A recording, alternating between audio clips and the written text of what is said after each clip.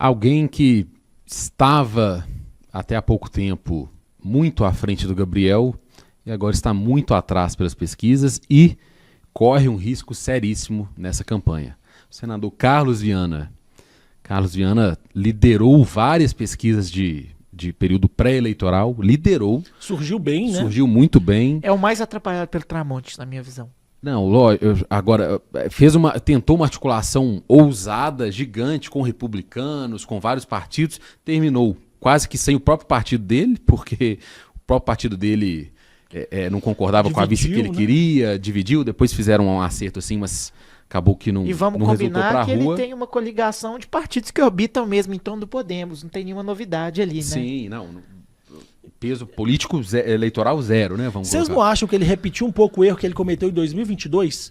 A gente esquece, mas o Viana foi candidato a governador em 22. E ele foi o candidato do ex-presidente, do então presidente Bolsonaro na campanha. Eu acho que são contextos diferentes, porque em 2022 o Viana ele entra por duas situações. O PL precisava de um candidato para o Bolsonaro em Minas, porque o Zema e o Novo não queriam ser esse. Mas o Bolsonaro declarava apoio ao Zema, sim, mas abertamente. O Bolsonaro tentava colar no Zema e o Zema ficava, não quero, obrigado, não quero. E o Bolsonaro precisava de um candidato do PL aqui em Minas, para a estrutura, para o partido. Deputados. Para deputados e tudo, o Viana se torna esse candidato, porque não tinha risco de perder mandato, se perdesse a eleição não teria problema, e o Viana entra muito para fazer campanha também para o filho, que vira deputado federal. O deputado federal Samuel Viana, que deixou o PL e foi para o Republicanos, né, numa articulação também bem curiosa. E acho que agora, em 2024, o Viana de fato acreditava nas chances de disputar a prefeitura de forma competitiva. E uma coisa também é você terminar em terceiro numa eleição para governo, né? Você terminou no pódio com a medalha de bronze. Mas foi muito pouco voto, né? Com mas percentual baixo. Terceiro lugar, né? Em 2022? Eram 3 praticamente, né? Mas você ficou em terceiro lugar. Era o Calil, o Zema, o Viana e a própria Indira, né? A Indira se tinha uma professora do PSOL. Lorene Figueiredo. Sara era do Senado. Lorene Figueiredo. Lorene Figueiredo. O Marcos Pestana, ex-deputado. O Marcos Pestana, cara, é mesmo. Mas o que eu quero dizer, o Viana, né, ele... A Lorene Figueiredo é de Juiz de Fora, mas tinha um sotaque carioca, cara. Era engraçado demais. É candidato a governador. Porra. Mas, Gui, será que eu perdi o fio da meada. Não, então aqui, mas uma dúvida. Será que o Viana não tá pensando talvez em 26? Sim. Pra tentar se manter nativa, pra ter uma chance de voltar a ser senador? Eu ia só concluir uma coisa, na hora que eu tava falando do Viana.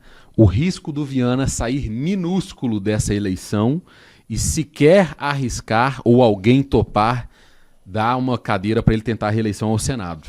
Eu acho que é um risco muito, muito alto. Muito alto, né? Até porque quando você começa uma campanha e no dia do lançamento da campanha você tem uma briga interna, igual teve, né? A gente viu... E você perde uma semana e meia de campanha definindo seu vice, todo mundo já tá em campo, você tá no vestiário, eu vou de uniforme visitante ou de uniforme mandante? Poxa, se você não consegue se organizar para lançar uma campanha, como você vai pedir os outros para votarem em você? Né? O Viana sofreu muito nesse início de campanha. Eu acho que ele até pelo recall, né, de ser um jornalista conhecido, ter sido eleito ao Senado, né, ter tido uma visibilidade como senador, né, ele foi, inclusive, vice-líder do ex-presidente Bolsonaro, ele largou como a frente. E logo na primeira semana já começou a brigar com os principais aliados dele. Né? A Nelly Aquino, ex-presidente da Câmara, que talvez seria uma boa puxadora de voto para ele teve uma briga que, assim, por pouco não implodiu. Não, a chamada família Aro, né, a estrutura que eles têm, cara, a professora Marli, vereadora, que é mãe do secretário Marcelo Aro, parece que a professora Marli está concorrendo à prefeitura. É uma campanha gigantesca, em toda a cidade. Cara. E podia estar colado no Viana, mas isso não aconteceu, né? Exato. E o Viana tem uma estratégia também, eu não sei se é pensado... Quer dizer, o Viana podia estar colado neles. Para pedir apoio. Ele tem estratégia, por exemplo, de não participar dos debates. Poxa, o cara é um comunicador, né, que conhece, né, os problemas da cidade, que sabe falar, né, na teoria se espera que ele fale muito bem. Como que o Viana não participa dos debates? Será que isso não foi também um erro estratégico, né, você não participa do debate, você acaba ficando esquecido ali, você acaba ficando de lado. E assim, eu sei que na reta final ele, né, pretende participar dos últimos debates, só que talvez ele deixou demais para a reta final. O que eu ia falar, quando eu lembro do terceiro lugar da medalha de bronze que ele ganhou em 22, é que você sair de terceiro lugar para governador pro pelotão de baixo da disputa pela prefeitura, como as pesquisas indicam neste momento, é uma queda muito abrupta, né? É assim, você descer a ladeira, então é muito complicado para recuperar depois, né? E aí o Ragazzi lembrou bem, né? Os donos de partido olham isso, né, Guilherme? Lógico. Os donos de partido vão saber quem que, como diz, pensando em 26, eles vão levar isso em conta na hora de formar suas chapas. Por muito pouco ele não consegue o Podemos para ser candidato, né? Porque o Viana chegou. O Viana ele estava no Podemos. Olha só, não, olha as mudanças do Viana. O Viana é o candidato do Podemos. Não, mas olha as mudanças do Viana. Você diz em 22. Ainda esse ano, olha só, ele em 2022, ele estava sem partido. Ele vai pro MDB. Não, vamos do início. Sim. Vamos do início, acho que é melhor. PHS em 2018, PSD. Aí agora vai. Aí, ele sai do PSD e fica meses sem partido, acerta com o Newton Cardoso, MDB, para ser candidato ao governo. Filia em dezembro. E desfilia em janeiro. Ficou menos de 2 meses. Desfilia no último não, dia. foi muito rápido. Não, ele desfilia no último dia da janela. Ele Eu sei que foi muito rápido. Ficou até abril. Passagem relâmpago. Foi dezembro a abril. Filia no PL para disputar a eleição nessa campanha bizarra de 2022 dele. Sai do PL meio brigado. Que o Bolsonaro não apoiou ele.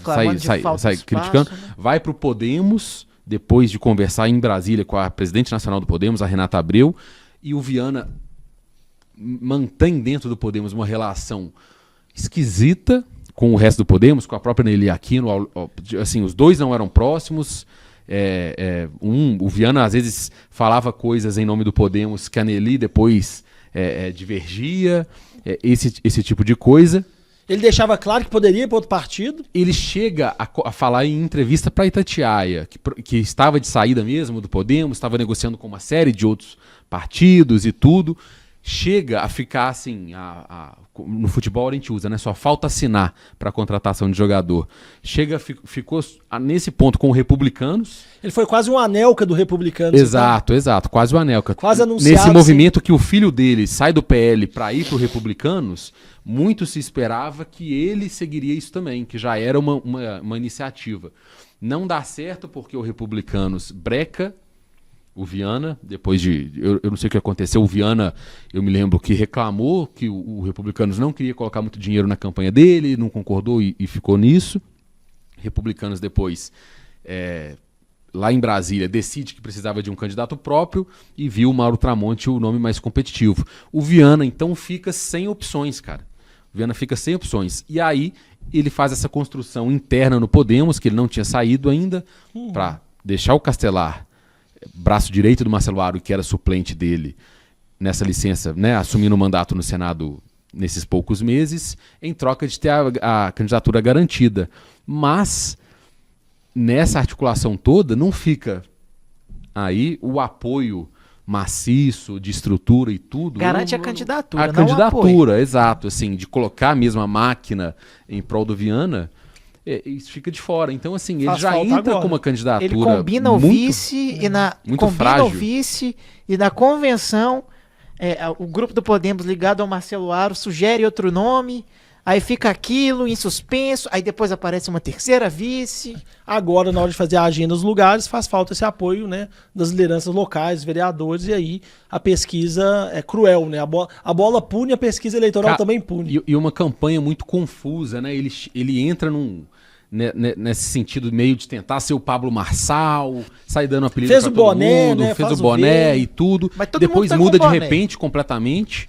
Ele começa com a proposta do letreiro de Belo Horizonte na Serra do Curral, que ele até retira do Instagram depois. É muito, muito engraçado isso, né, cara? Que coisa. Acho que tá tentando, até agora tá tentando trocar o pneu com o carro andando. Ele teve uma proposta que repercutiu muito, e aí recebeu muitas críticas, né, de muitos lados, mas que também repercutiu muito bem, que era aquela de devolver os moradores de rua para cidades, né, uma fala dele que na hora gerou um reboliço muito grande, foi criticado, mas ao mesmo tempo recebeu muitos elogios dos comerciantes, né, em algumas regiões. Então parece que o Viana entrou algumas horas, em alguns momentos, com all-in, né? Apostou tudo em algumas propostas para ver se chamava atenção.